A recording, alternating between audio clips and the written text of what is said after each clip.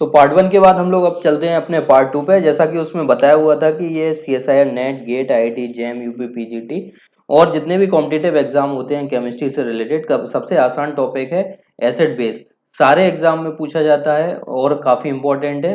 तो हम लोग चल रहे हैं अपने पार्ट टू पे। पार्ट वन जरूर देखिएगा क्योंकि शुरुआत वहीं से है, आपको समझना पड़ेगा कि एसिड बेस में क्या बताया हुआ था। तो पहले आप लोग पार्ट वन देखिए, उसके बाद आप लोग पार्ट टू पे आइएगा। हम लोग चल रहे हैं अब अपने पार्ट टू पे। तो क्या लिखा हुआ है कि एसिड बेस न्यूट्रलाइजेशन रिएक्शन, ये वहां पे मैं समझा चुका था कि तो ये एसिड है और बेस है। तो एसिड और बेस जब आपस में कंबाइन होते हैं तो क्या बनता है, वाटर बनता है। और जब water as a solvent use करते हैं तो H2O हो जाएगा। और HCl प्लस NaOH है तो acid plus base is equal to क्या होता है, सॉल्ट प्लस वाटर। तो ये इस टाइप की रिएक्शन है। अब देखिए जब NH3 का ऑटो आयनाइजेशन हो रहा था तो क्या बन रहा था, NH4 plus plus NH2 minus, एक सॉल्वो कैटायन था और एक सॉल्वो एनायन था। तो अब ये देखिए आप लोग कि ये जो रिएक्शन हो रही है वो किस में हो रही है, लिक्विड NH3 में हो रही है। तो liquid NH3 as a solvent use कर रहे हैं। तो इसमें जो ऑटो आयनाइजेशन में सॉल्वो कैटायन था वो NH3 NH4 प्लस था और सॉल्वो एनायन NH2 माइनस था। अब यहाँ पे देखिए NH4Cl है और बात कर रहे हैं NH3 में। तो यहाँ पे जो NH4 प्लस बनेगा तो ये एसिड का काम करेगा और यहाँ जो KNH2 है ये किसका काम करेगा, बेस का काम करेगा लिक्विड NH3 में। तो एसिड और बेस जब आपस में कंबाइंड हो रहे हैं यानी NH4Cl प्लस KNH2 आपस में जब रिएक्ट कर रहे हैं तो क्या बनाएंगे, सॉल्ट प्लस सॉल्वेंट बनाएंगे। तो सॉल्ट क्या बनेगा, KCl। और सॉल्वेंट में क्या बन जाएगा, NH3 बन जाएगा, 2NH3, क्योंकि सॉल्वेंट हम लोग यूज कर रहे हैं NH3। अब लिक्विड HF का ऑटो आयनाइजेशन देखिए। जो लिक्विड HF होता है उसका भी ऑटो आयनाइजेशन कुछ इस तरीके से होता है, 3HF is equal to H2F plus plus HF2 minus. तो ये सॉल्वो कैटायन है और ये सॉल्वो एनायन है। ठीक है। तो ऐसे स्पीसीज जो सॉल्वो कैटायन के कॉन्सेंट्रेशन को इंक्रीज कर देते हैं वो एसिड होते हैं, और ऐसे स्पीसीज या सब्सटेंस जो सॉल्वो एनायन के कॉन्सेंट्रेशन को इंक्रीज करते हैं वो बेस कहलाते हैं। ठीक है। तो इसमें आप लोग ऑटो आयनाइजेशन याद रखिएगा, ये HF का ऑटो आयनाइजेशन है। मतलब जब हम लोग HF as a solvent use कर रहे हैं तब क्या इफेक्ट पड़ता है। अब देखिए यहाँ पे H2F plus is isoelectronic with H2O। तो इसका जो स्ट्रक्चर होता है वो बेंट शेप ही होता है। तो चैनल को सब्सक्राइब करना ना भूलिएगा आप लोग। तो चलते हैं, strong acid like HNO3 H2SO4 and weak acid like CH3COH H3PO4 act as weak base in liquid HF। अब देखिए क्या कह रहे हैं, मैं बताया हुआ था अपने पार्ट वन की कि कुछ एसिड ऐसे होते हैं जो बेस की तरह भी बिहेव करते हैं, बताया था। हाँ। तो strong acid like HNO3 H2SO4 and weak acids like acetic acid act as weak as bases in liquid HF। यानी लिक्विड HF में ये जो एसिड हैं वो वीक बेस की तरह बिहेव करते हैं। तो यहाँ पे देखिए 2HF है, मतलब HF हमारे पास, HF एज अ सॉल्वेंट है। ठीक है। HF क्या है, एज अ सॉल्वेंट है। तो NH3 HNO3 क्या काम कर रहा है, HNO3 HF से एक H प्लस लेके H2NO3 बना रहा है और HF2 माइनस बन गया। क्या बन रहा है, सॉल्वो एनायन बन रहा है। तो सॉल्वो एनायन का मतलब क्या है, जो घुलने वाली स्पीसीज है, मतलब HNO3 है, ये क्या बना रहा है, सॉल्वो एनायन बना रहा है। तो ये किसकी तरह बिहेव करेगा, एक बेस की तरह बिहेव करेगा। और कैसा बेस, वीक बेस। ऐसे ही H2SO4 है तो ये H3SO4 प्लस बना रहा है और HF2 माइनस सॉल्वो एनायन दे रहा है। तो सॉल्वो एनायन का कॉन्सेंट्रेशन इंक्रीज कर रहा है, दैट मीन्स H2SO4 जो घुलने वाली स्पीसीज है वो हमारे पास बेस है। ऐसे ही H3PO4 और ऐसे ही एसिटिक एसिड CH3COOH भी बेस की तरह ट्रीट करेंगे। देखिए काफी इंपॉर्टेंट है ये, HClO4 acts as amphoteric in liquid HF। जो HClO4 होता है वो लिक्विड HF में एम्फोटेरिक की तरह बिहेव करता है। एम्फोटेरिक का मतलब क्या होता है, जो एसिड और बेस दोनों के साथ रिएक्ट करे या फिर जो एसिड और बेस दोनों की तरह बिहेव करे वो एम्फोटेरिक कहलाते हैं। तो HF है, देखिए HClO4 ऐड किया है तो क्या बना रहा है ये, ClO4 माइनस और H2F प्लस। इस रिएक्शन में यहाँ पे हमें सॉल्वो कैटायन मिल रहा है इसका मतलब ये हुआ जो घुलने वाली स्पीसीज या सब्सटेंस है वो क्या है, एसिड है। और अगर यहाँ पे हम लोग देखें तो H2ClO4 प्लस HF2 माइनस, यहाँ सॉल्वो एनायन मिल रहा है, तो सॉल्वो एनायन का मतलब क्या हो गया, या जो घुलने वाली स्पीसीज है वो क्या है, बेस है। तो यहाँ पे HClO4 बेस की तरह बिहेव कर रहा है, that means in liquid HF HClO4 access amphoteric nature. इतनी बात समझ में आई। अब सुपर एसिड की बात कर लेते हैं कि HF जब SbF5 के साथ रिएक्शन करता है तो H2F plus plus SbF6 minus बनाता है, और ये जो कॉम्बिनेशन होता है वो सुपर एसिड कहलाता है। सिमिलरली PF5 के साथ भी ये H2F, देखिए यहाँ पे इसका बनना ये क्या है, सॉल्वोकैटायन है ना, तो सॉल्वोकैटायन का बनने का मतलब है कि SbF5 PF5 ये किसकी तरह बिहेव कर रहे हैं, HF में एसिड की तरह। ऐसा अब देखिए CH4 प्लस HClO4 है, ये कोई भी रिएक्शन नहीं होती है। लेकिन जब सुपर एसिड, ये जो हमारे पास सुपर एसिड है, CH4 सुपर एसिड के साथ रिएक्शन करके CH5 बनाता है, इसमें हाइब्रिडाइजेशन sp3 ही रहेगा, और ये 3 सेंटर 2 इलेक्ट्रॉन बॉन्ड स्पीसीज होता है। इस तरह देखिए इंपॉर्टेंट है ये भी, सुपर एसिड डिजोल्व वैक्स, जो वैक्स होते हैं उनको भी सुपर एसिड क्या करता है, डिजोल्व कर देता है। देखिए चौथी रिएक्शन पे Na2O plus HF, H2O plus NF, क्या बन रहा है, कुछ नहीं। अब यहाँ से देखिए H2O प्लस HF आ रहा है, तो H3O plus plus HF2 minus आ गया। तो यहाँ पे देखिए ये सोल्वो एनायन बना है, तो सोल्वो एनायन का मतलब जब ओवरऑल रिएक्शन लिखेंगे तो हमें HF2 तो मिलेगा ही मिलेगा, दैट मीन्स Na2O HF में किसकी तरह बिहेव करता है, बेस की तरह बिहेव करता है। अब हम लोग sulphuric acid as a solvent use कर रहे हैं। जब sulphuric acid as a solvent use करते हैं तो हमें पहले सेल्फ आयनाइजेशन रिएक्शन पता होना चाहिए। तो H2SO4 की जो सेल्फ आयनाइजेशन रिएक्शन है वो H3SO4 प्लस सॉल्वोकैटायन और HSO4 माइनस सॉल्वो एनायन, इस तरीके से बनता है। अब जो डिसॉल्व करने वाली स्पीसीज है हमारे पास, तो अगर वो सॉल्वोकैटायन देगी तो वो हमारा एसिड हो जाएगा, और अगर सॉल्वोकैटायन एनायन देता है तो वो घुलने वाली जो स्पीसीज है वो बेस हो जाएगी। जैसे हम यहाँ पे देखिए एसिटिक एसिड है, H3PO4 है, HNO3 है, ये सब एक वीक बेस की तरह बिहेव करते हैं H2SO4 में, क्योंकि जो एसिटिक एसिड है CH3COOH और H2SO4, तो यहाँ पे देखिए ये स्ट्रॉन्ग एसिड है, हम लोग जानते भी हैं, तो ये क्या करेगा, H प्लस इसको दे देगा एसिटिक एसिड को, तो ये क्या बना देगा CH3COOH2 प्लस और HSO4 माइनस, तो H2SO4 हो गया और ये HSO4, दैट मीन्स सॉल्वो एनायन मिल रहा है। सॉल्वो एनायन मिलने का मतलब है कि एसिटिक एसिड क्या है, एक बेस है, तो वीक बेस होगा, याद रखना। H3PO4 भी सिमिलरली क्या है, H4PO4 प्लस बना देगा और HSO4 माइनस, सॉल्वो एनायन मिल रहा है तो H3PO4 भी एक बेस हो जाएगा। HNO3 प्लस H2SO4 अगर देखें तो यहाँ पे भी H2NO3 प्लस बन रहा है, HSO सॉल्वो एनायन मिल रहा है, तो यहाँ से जो HNO3 है वो एक बेस की तरह बिहेव करेगा। HClO4 H2H2O7 act as weak acid in H2SO4, तो यहाँ पे ये वीक एसिड की तरह बिहेव करते हैं, क्योंकि यहाँ पे देखिए सॉल्वो कैटायन मिल रहा है, सॉल्वो कैटायन मिलने का मतलब है घुलने वाली स्पीसीज क्या है, एसिड है, तो HClO4 H2H2O7 ये वीक एसिड की तरह बिहेव करते हैं।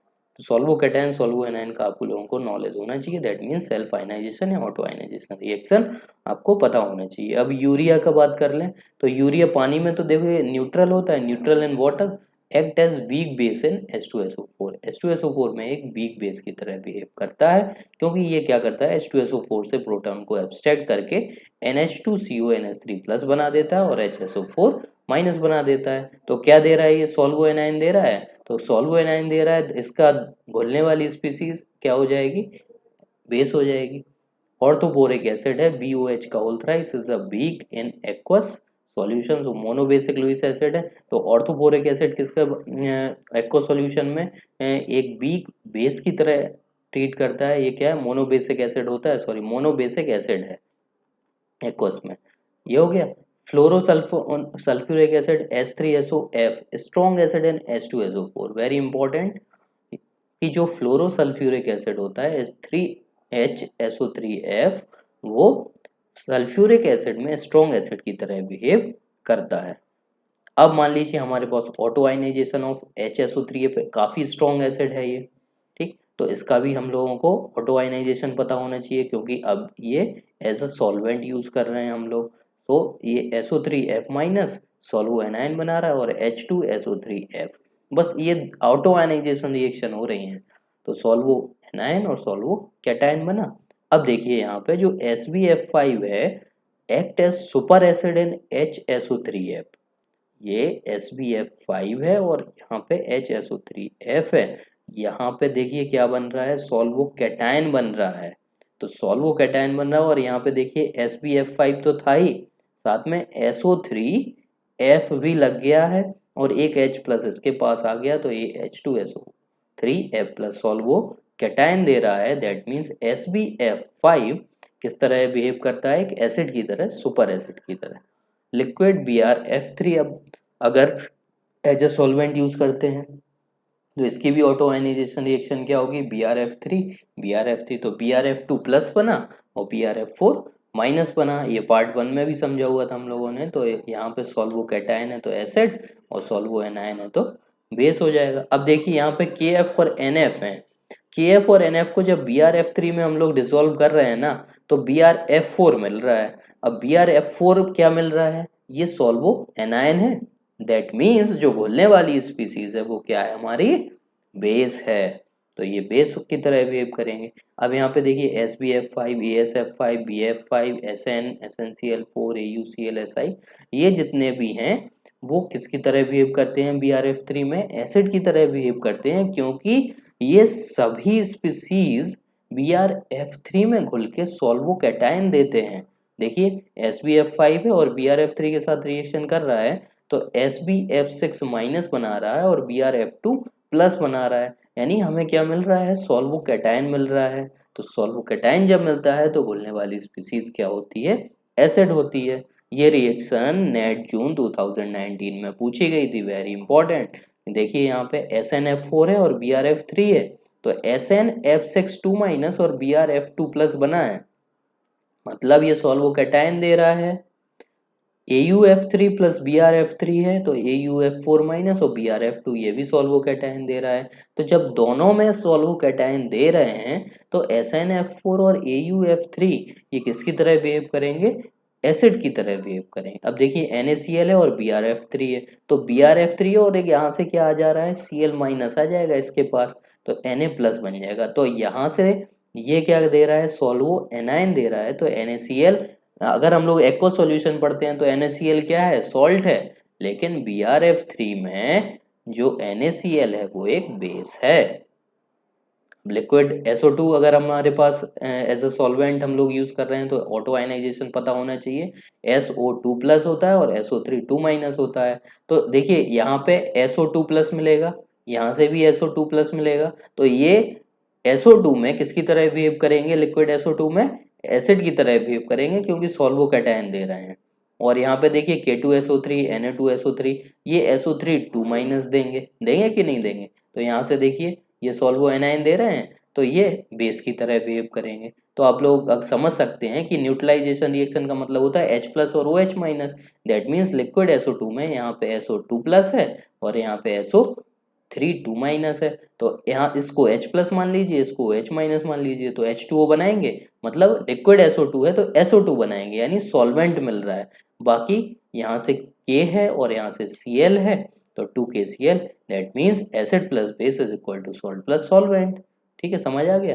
तो ऐसे ही लिक्विड N2O4 का ऑटो आयनाइजेशन है, 2NO प्लस और NO3 माइनस बनाएगा।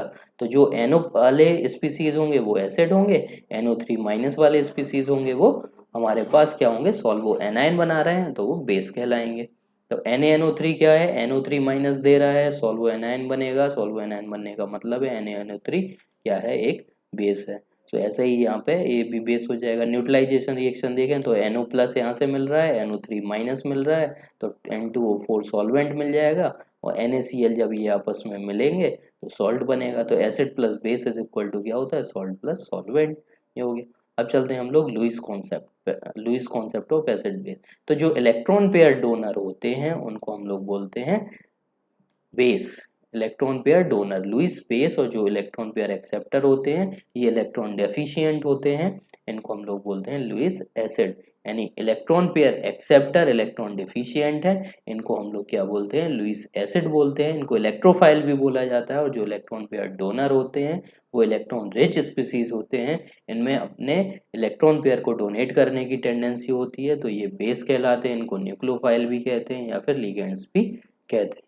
तो यहाँ पे देखिए वाटर एज, यहाँ पे water as a Lewis acid and a Lewis base. यहाँ पे कोबाल्ट 3+ है, इसमें इलेक्ट्रॉन की कमी है तो ये लुईस एसिड होगा। ये लोन पेयर है, डोनेट करने की टेंडेंसी रखता है, तो ये बेस हो जाएगा। ऐसे ही ये बेस हो जाएंगे। अब मेटल कैटायन है, इसमें NH3 है, डोनेट करने की टेंडेंसी है, तो लुईस बेस लुईस एसिड। तो मॉलिक्यूल हम लोग देख रहे हैं, देखिए ये वाटर हो गया। मेटल कैटायंस, जितने भी कैटायन होते हैं मेटल के वो लुईस एसिड होते हैं। मॉलिक्यूल्स हैविंग इनकम्प्लीट ऑक्टेट वो भी क्या होते हैं, लुईस एसिड होते हैं। तो BF3 BH3 BCl3। बोरॉन और बेरिलियम एल्यूमिनियम के जितने भी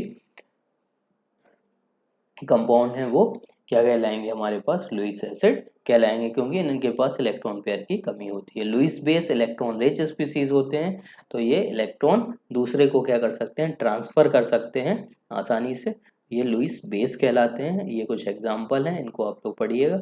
अब hard and soft acid base concept पे चल रहे हैं। तो हार्ड एसिड क्या होते हैं, हार्ड एसिड का मतलब है कि जिन पे हाई पॉजिटिव चार्ज हो, स्मॉल साइज हो, electron are tightly bond and electrons are less polarizable. तो ये क्रैश कोर्स है, इसको हम लोग स्पीड में पढ़ेंगे। इंडिविजुअल वीडियो हम लोग बाद में टॉपिक वाइज देखेंगे, काफी आसान भाषा में। अभी आप लोग इस पे फोकस करिए, इसको जरूर पढ़िए, क्योंकि अभी एग्जाम टाइम है। आप लोग इसको जरूर देखिए, क्योंकि इससे भी क्वेश्चन 100% आ जाएगा पेपर में।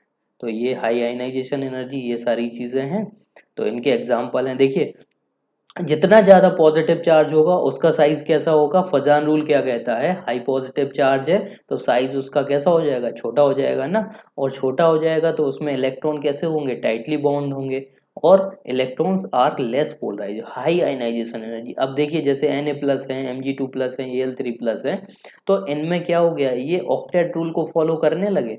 अब जब ऑक्टेट रूल को फॉलो करने लगे ये, तो यहाँ पे से इलेक्ट्रॉन निकालना कैसा होगा, डिफिकल्ट होगा ना।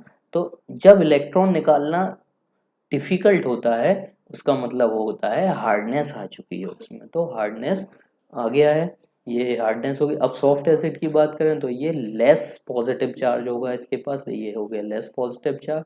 लार्ज साइज होगा, जब देखिए कम पॉजिटिव चार्ज होगा तो उसका साइज भी कैसा होगा। आप लोग फजान रूल याद रखिएगा, जब भी सॉफ्ट एसिड बेस पढ़ें फजान रूल माइंड में आना चाहिए। तो ये लार्ज साइज हो गया, low ionisation energy, electron loosely bond होंगे। सिमिलरली सॉफ्ट एसिड भी, तो सॉफ्ट एसिड हमेशा सॉफ्ट बेस के साथ रिएक्शन करेंगे, और हार्ड बेस हार्ड एसिड के साथ रिएक्ट करेंगे, तब स्टेबल कंपाउंड बनेंगे। और कुछ बॉर्डर लाइन होते हैं, तो यहाँ पे जो बॉर्डर लाइन है वो एसिड और बेस दोनों की तरह ट्रीट कर सकते हैं। डिपेंड करेगा सिचुएशन पे कि हमारे पास जो इनकमिंग है वो हार्ड है या सॉफ्ट है। ये हार्ड बेस है F-O2-N3-। देखिए जितना ज़्यादा चार्ज एनायन पे बढ़ रहा है तो उतना ही ज़्यादा वो क्या होगा, हार्ड होता जाएगा। ये क्या होगा, हार्ड, यहाँ पे क्या है, हार्ड बेसिक करेक्टर डिक्रीज कर रहा है और यहाँ पे इंक्रीज करेगा। तो हार्ड और सॉफ्ट एसिड बेस का कॉन्सेप्ट आप लोगों को आना चाहिए, ये आप लोग पढ़िएगा। इसकी जो डिस्क्रिप्शन में, वीडियो के डिस्क्रिप्शन में आपको PDF प्रोवाइड करा दूंगा, या फिर आप लोग टेलीग्राम चैनल से डाउनलोड भी कर सकते हैं। सिम्बायोसिस, अबे सिम्बायोसिस, सिम्बायोसिस को आप लोग बड़ी आसान भाषा में ऐसे समझिएगा कि it's generally depend on the nature. जैसे मान लीजिए कि कोई सामने वाला बहुत टफ नेचर का है, दैट मीन्स बहुत टफ है या रूड नेचर का मान लीजिए, तो उसका जो सराउंडिंग होगा उसका उसी के साथ बनेगी जिसका उस टाइप का नेचर होगा, रूड टाइप का। उसका कभी सॉफ्ट नेचर वालों से तो बन ही नहीं पाएगा, बनेगा लेकिन उतना इफेक्टिव नहीं बन पाएगा। तो उसके जो एनवायरनमेंट है वो भी कैसा होना चाहिए, रूट टाइप का होना चाहिए, और उसके तरफ कौन अट्रैक्ट होगा, जो रूट टाइप के होंगे वही अट्रैक्ट होंगे। ठीक, तो सिम्बायोसिस भी ठीक उसी तरीके का है कि अटैचमेंट किस तरीके से होगा? जब अटैचमेंट सॉफ्ट नेचर वाले होंगे दो, तो वो उनका अटैचमेंट अच्छा होगा। अगर हार्ड वाले होंगे तो उनका अटैचमेंट अच्छा होगा। तो यहाँ पे वही है कि the central atom to which hard bases are attached act as hard acid, जैसे BF3 है, तो यहाँ पे जो F माइनस है वो हार्ड बेस की तरह बिहेव करता है। तो यहाँ पे जो B3 प्लस बनेगा वो हार्ड एसिड की तरह ट्रीट करने लगेगा। और यहाँ पे देखिए BH3 में, BH3 में H माइनस एक सॉफ्ट बेस है, तो यहाँ पे B3 प्लस किसकी तरह बिहेव कर रहा है? सॉफ्ट एसिड की तरह। तो देखिए जो सेंट्रल हैं तो वो एनवायरमेंट से इफेक्ट हो रहे हैं। यहाँ पे F माइनस था, हार्ड बेस था, तो यहाँ पे B3 प्लस जो था वो हार्ड एसिड की तरह बिहेव कर रहा था। और यहाँ पे ये सॉफ्ट है, तो यहाँ पे जो B3 प्लस है वो किसकी तरह बिहेव कर रहा है? सॉफ्ट की तरह बिहेव कर रहा है।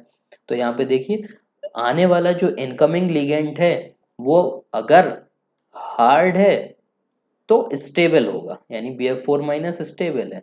और यहाँ पे ये सॉफ्ट एसिड है और ये सॉफ्ट बेस है, तो यहाँ पे ये भी स्टेबल होगा।